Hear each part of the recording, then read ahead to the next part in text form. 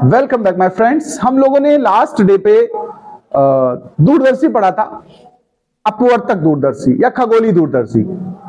आज हम लोग पढ़ेंगे परावर्तक दूरदर्शी। देखिए दोनों में भेद समझना। अपवर्तक दूरदर्शी में अपवर्तन होता है। क्या होता है? अपवर्तन। अपवर्तन करने के लिए कौन जिम्मेदार है? लेंस। और अब हम पढ़ने वाले परावर्तक दूरदर्शी। क्या पढ़ने वाले? परावर्तक दूरदर्शी। ये किसकी सहायता से होता है? दर्पण की सहायता से। देखिए हमने जो पीछे दूरदर्शी और सूक्ष्मदर्शी पढ़े, जरा उनमें एक दृष्टि डालते हैं। दूरदर्शी का अभिदृश्यक बड़ा होता, ध्यान देना। दूरदर्शी में क्या खासियत थी? दूरदर्शी के अभिदृश्यक का व्यास बड़ा होता कि नहीं? बताओ। दूरदर्शी में बड़ा अभिदृश्यक होता है और सूक्ष्मदर्शी में छोटा अभिदृश्यक होता है। अब क्वेश्चन ये उठता है कि दूरदर्शी में क्यों बड़ा अभिदृश्यक और सूक्ष्मदर्शी में क्यों छोटा अभिदृश्यक? क्वेश्चन ये बनता है। तो देखिए दूरदर्शी में जो वस्तु होती है वो बहुत दूर होती है, अनंत पे होती है। वहां से किरणें हमारे दूरदर्शी तक बहुत कम मात्रा में पहुंचती हैं। अगर उसका अभिदृश्यक बड़े द्वारक का है तो ज्यादा से ज्यादा किरणों को वो अपने में ले लेगा, तो प्रतिबिंब ब्राइट, अच्छा, चमकदार बनेगा, स्पष्ट बनेगा।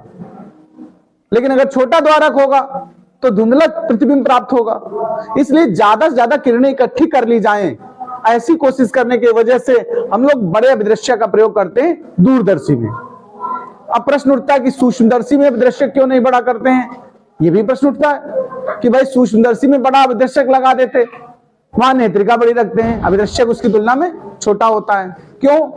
क्योंकि देखिए सूक्ष्मदर्शी में वस्तु एकदम अभिदृश्यक के पास होती है, और अगर बड़ा अभिदृश्यक ले लोगे तो ज्यादा से ज्यादा किरणें वो उससे गुजरेंगी, बहुत ज्यादा किरणें गुजरेंगी, यानी तो ज्यादा चमकदार प्रतिबिंब बनेगा। और बहुत ज्यादा चमकदार प्रतिबिंब भी हम देख नहीं पाते हैं क्योंकि उसको बोलते हैं चकाचौंध, ग्लेयर पैदा होती।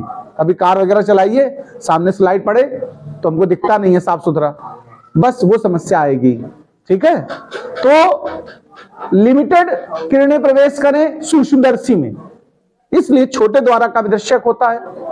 और दूरदर्शी में हमारा उद्देश्य होता है ज्यादा किरणें प्रवेश करें, इसलिए बड़े द्वारक का अभिदृश्यक इस्तेमाल किया जाता है।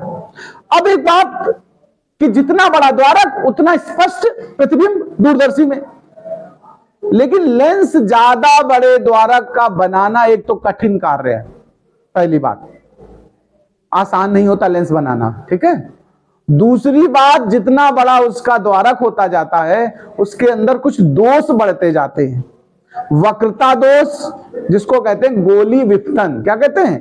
एक दोष होता है गोलीय विपथन। गोलीय विपथन का दोष बढ़ जाता है। ये दोष बढ़ने की वजह से प्रतिबिंब सही नहीं बनता है, स्पष्ट नहीं बन पाता है, ठीक है। तो प्रतिबिंब फिर गड़बड़ हो जाता है। इसके साथ एक और दोष होता है, उसको बोलते हैं इंग्लिश में क्रोमेटिक एबरेशन, यानी कि रंग विपतन, रंगों का मतलब, ठीक है। वर्ण विपतन कहते हैं इसको, शुद्ध हिंदी में क्या बोलते हैं? वर्ण विपतन। इसका मतलब ये होता है कि अलग अलग रंग के प्रतिबिंब अलग अलग स्थान पे मिलते हैं। मतलब एक ही चीज के 4-5 प्रतिबिंब तुम्हें दिखाई देंगे रंगीन, अलग अलग, तो भी स्पष्टता नहीं रही। वस्तु एक है तो प्रतिबिंब एक बनना चाहिए कि नहीं बनना चाहिए? और अगर श्वेत प्रकाश से प्रकाशित तो श्वेत प्रतिबिंब बनना चाहिए, और तुम्हारा रंगीन बन गया। बात समझते हो? जैसे स्पेक्ट्रम देखा होगा 7 रंगों का होता है प्रिज्म से गुजरने के बाद, वैसा प्रतिबिंब मिलता है 7 रंगों का अलग अलग, वो भी अलग अलग स्थान पे। तो ये तमाम डिफेक्ट बढ़ जाते हैं, इसलिए लेंस को बहुत बड़ा बना पाना संभव नहीं है। तो हम लेंस की जगह इस्तेमाल करते हैं दर्पण। और दर्पण कितना बड़ा भी बनाया जा सकता है। कैलिफोर्निया में एक सबसे बड़ा द्वारक वाला रखा है दूरदर्शी, 5 मीटर उसके द्वारक की चौड़ाई है। कितनी? 5 मीटर दर्पण।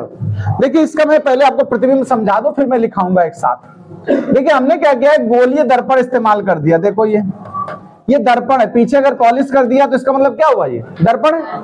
ये दर्पण है, वस्तु कहीं उधर अनंत पे रखी है, कहीं दूर।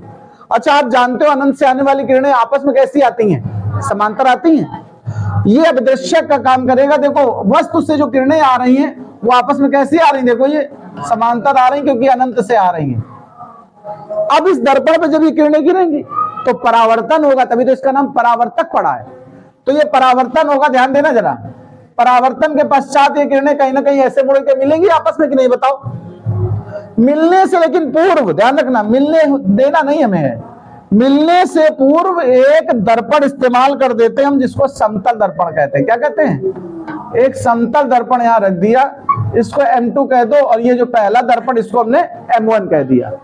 ये किरणें जहां मिलने जा रही है उससे पहले ही दर्पण लगा दिया, तो इस दर्पण ने मिलने से रोक दिया और परावर्तन कर दिया इसका। देखो इन किरणों का अब क्या होगा, यहां से परावर्तित हो जाएंगी किरणें, देखो, और परावर्तित होकर के फिर आपस में काटेंगी। देखो ये जो काटने के बाद किरणें आगे बढ़ेंगी ना, ये पहुंचेंगी नेत्रिका में। नेत्रिका अभी भी लेंस है, ध्यान रखिएगा।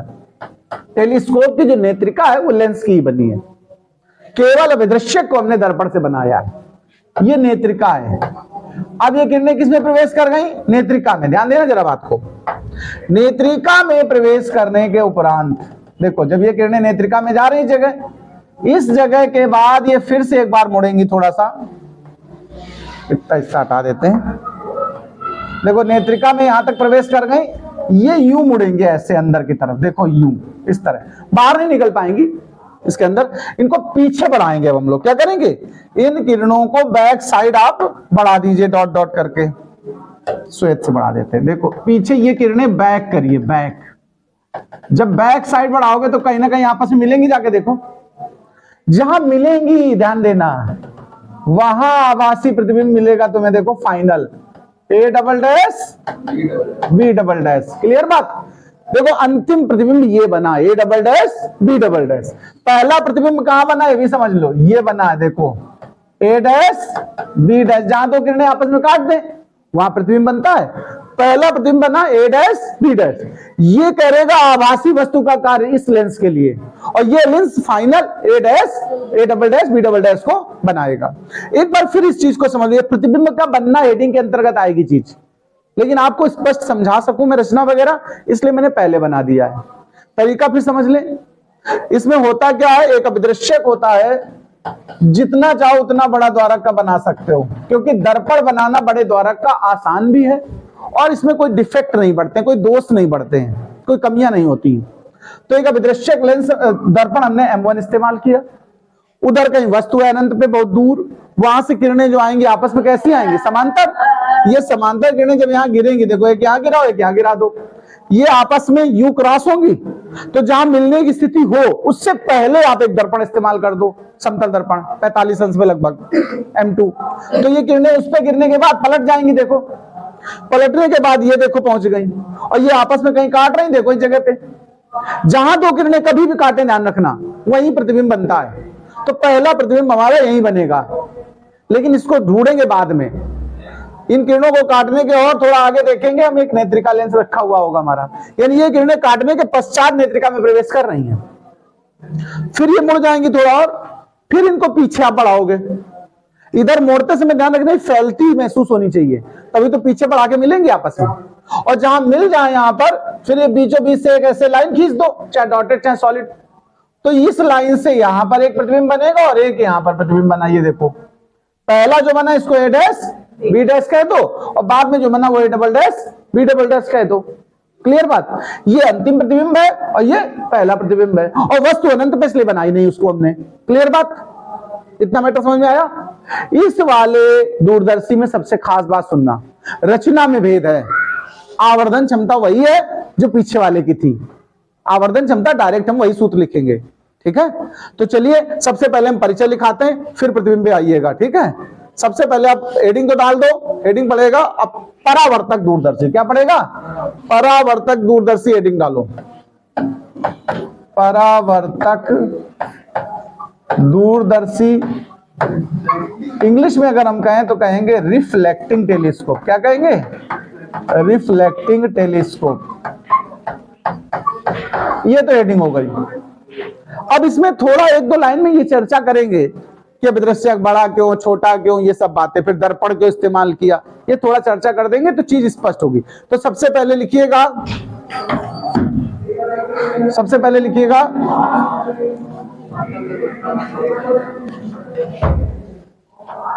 तो चलिए लिखना शुरू करते हैं। सबसे पहले लिखिएगा अपवर्तक दूरदर्शी। पहले हम उस दूरदर्शी की चर्चा कर रहे हैं, बाद में इसमें हम आएंगे।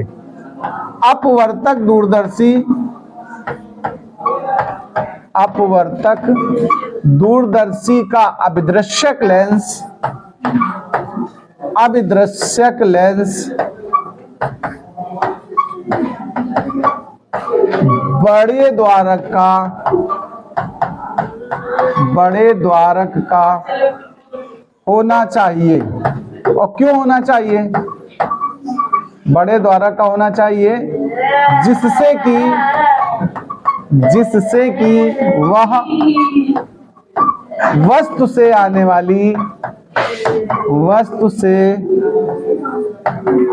वाली अधिक से अधिक किरणों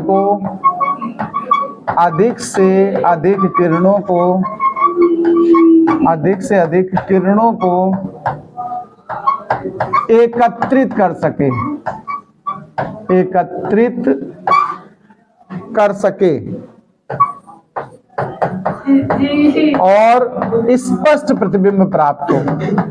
और स्पष्ट प्रतिबिंब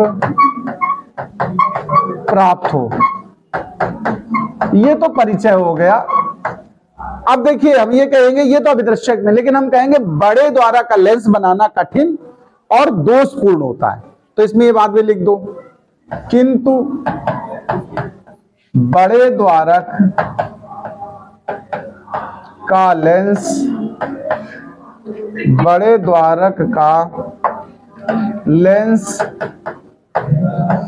बनाना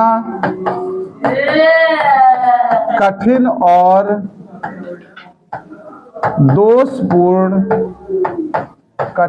दोषपूर्ण होता है। अतः हम बड़े द्वारक का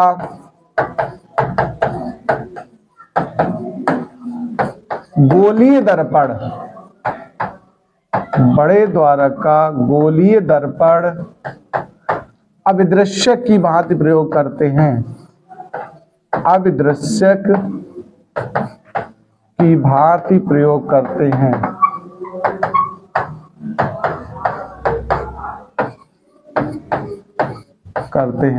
यानी हमने सबसे पहले परिचय में ये बताया कि हमने लेंस हटा करके दर्पण का प्रयोग क्यों किया।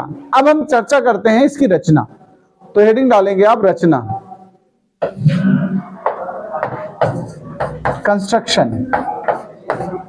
अब रचना में जो कुछ चित्र में सामने दिखेगा हम सबकी चर्चा कर देंगे।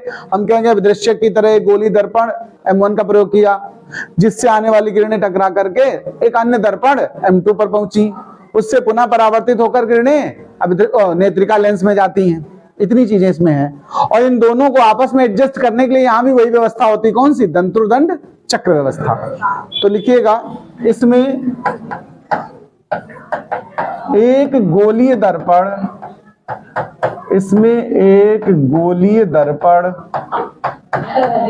M1 अभिदृश्यक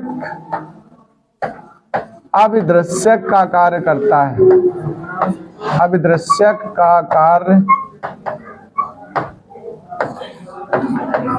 है, जिससे परावर्तित किरणें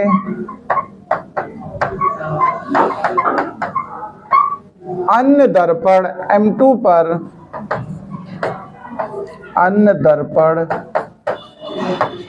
पर गिरकर पुनः परावर्तित होती हैं और नेत्रिका लेंस में प्रवेश करती हैं।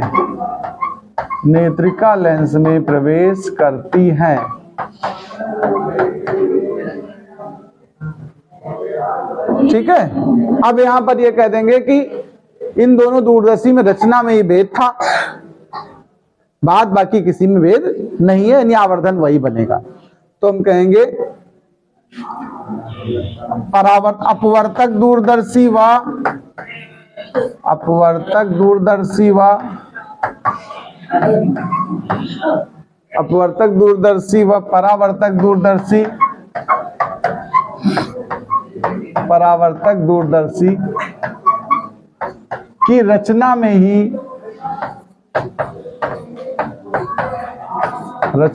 ही भेद है। अब आप लोग प्रतिबिंब का बनना हेडिंग डालेंगे, तब उसमें चित्र बनाएंगे। प्रतिबिंब का बनना, प्रतिबिंब का बनना, इसके अंतर्गत वो प्रतिबिंब बना लो। चलो इतना नोट कर लो, फिर हम आगे बात करते हैं। देखिए प्रतिबिंब का बनना, थोड़ा सा 2-3 लाइनें लिख लेते। देखो जब हेडिंग आप डालेंगे प्रतिबिंब का बनना, तो वैसे डायग्राम जो बनाया वो इसी हेडिंग के अंतर्गत बनाइएगा। ये डायग्राम जो है ये प्रतिबिंब का बनना हेडिंग के अंदर पड़ेगा। अब इसके बारे में थोड़ा सा लिख देंगे। हम कहेंगे देखो क्या क्या प्रतिबिंब का, कैसे प्रतिबिंब बना, अंतिम प्रतिबिंब कैसे बना। तो यहां ये बताएंगे अनंत से आने वाली किरणें समांतर होती हैं, तो ये गोली दर्पण M1 से परावर्तित होंगी और कहीं अपने फोकस पर मिलना चाहेंगी, लेकिन उससे पहले ही M2 रखा है, इसलिए पुनः परावर्तित हुई और आपस में काटेंगी तो पहला प्रतिबिंब A' B' मिलेगा। फिर ये प्रतिबिंब नेत्रिका के लिए आभासी वस्तु का कार्य करेगा, जिससे अंतिम प्रतिबिंब A'-B' प्राप्त होगा। इतनी बातें यहां लिखनी है। तो प्रतिबिंब के बनना हेडिंग के अंतर्गत लिखिएगा अनंत से आने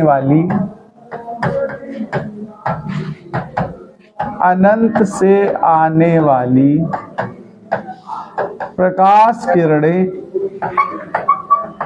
यहां हम अनंत से लिख दिए, आप वस्तु से भी लिख सकते हो, वस्तु अनंत पे होती है, ठीक है।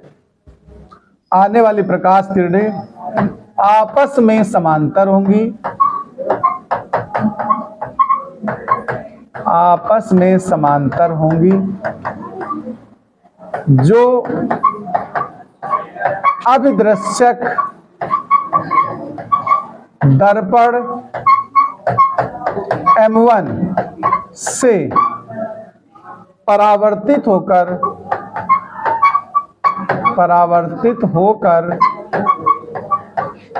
फोकस पर मिलने जा रही थी। देखो फोकस पर मिलती, किंतु फोकस से पूर्व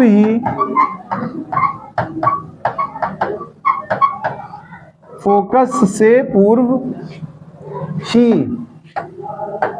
दर्पण M2 के कारण पुनः परावर्तित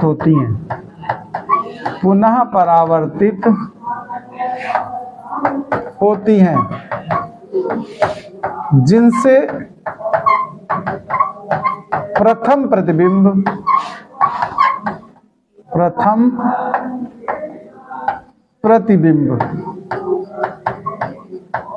A'-B' प्राप्त होता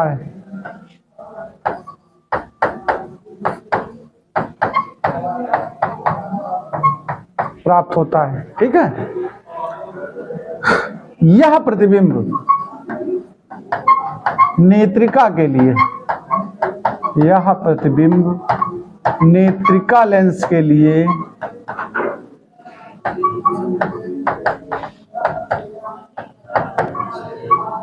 आभासी वस्तु का कार्य करेगा, आभासी वस्तु का कार्य करेगा, जिससे A'-B' अंतिम प्रतिबिंब प्राप्त होगा। बस ये आपको यहां लिखना है। इसके बाद अब हेडिंग डालनी है आवर्धन क्षमता।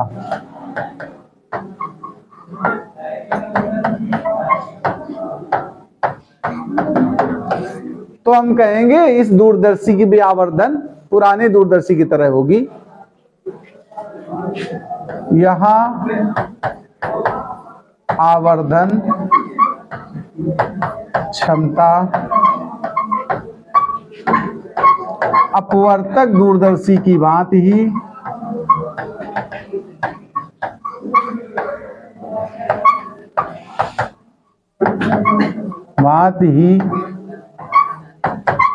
प्राप्त होगी। सूत्र चाहो तो लिख दो। m बराबर होता है, देखो याद करो, यंत्र की सहायता से बना आवर्धन कोण आंख पर बीटा और वस्तु से सीधे आंख पर बना दर्शन कोण का अनुपात। तो यहां लिख देंगे यंत्र की सहायता से आंख पर बना दर्शन कोण, आंख पर बना दर्शन कोण यानी बीटा बटे सीधे वस्तु द्वारा आंख पर बना दर्शन कोण, सीधे वस्तु द्वारा आंख पर बना दर्शन कोण, इसे अल्फा कह देंगे। वही फॉर्मूला आएगा अंत में -FO बटे FE। ये जैसे मान लो स्पर्शदर्शी की न्यूनतम दूरी के बाद जो निकाला था श्रांत नेत्र के लिए। तो इतना नोट कर लीजिए, इतना ही आपको लिखना है परीक्षा में।